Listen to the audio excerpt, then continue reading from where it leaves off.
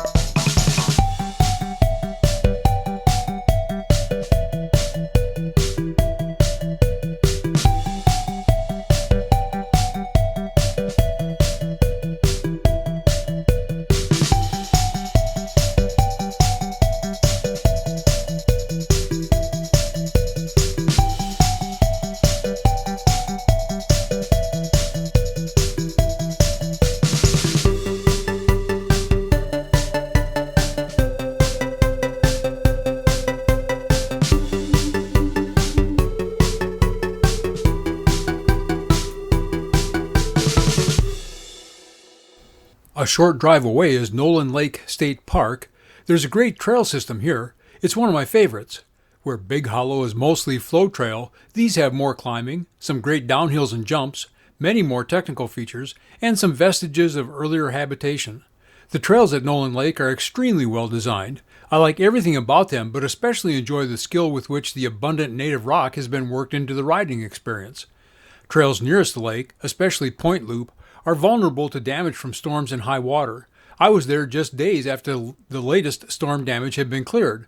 The managers are diligent about trail maintenance and do a good job of keeping the public informed through social media.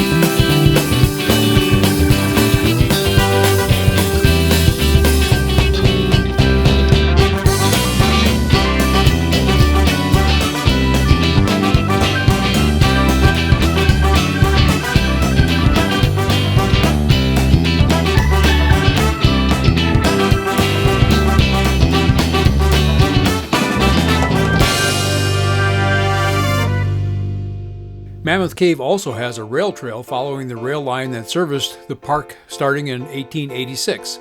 As did the rail line, the trail runs from the lodge to Park City, a distance of about 16 miles. It's a point-to-point trail and is typically ridden as an out and back.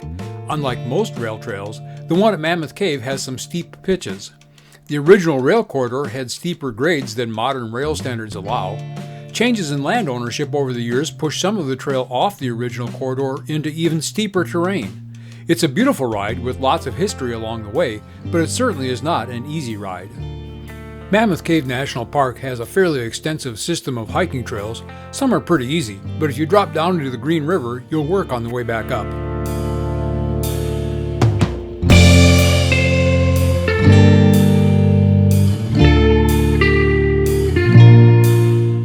I'll leave you with a view from the aptly named Sunset Point. I'll put some useful links in the description, but this video isn't over. I'll run footage of Omega Flow onto Lakeshore Bluff Trail at Nolin Lake for the hardcore riders that want to see what that's like. I was a little conservative as my new bike and I slowly became friends, but you'll get the idea. Hey, I'm Rich Reese, and I'll see you out there.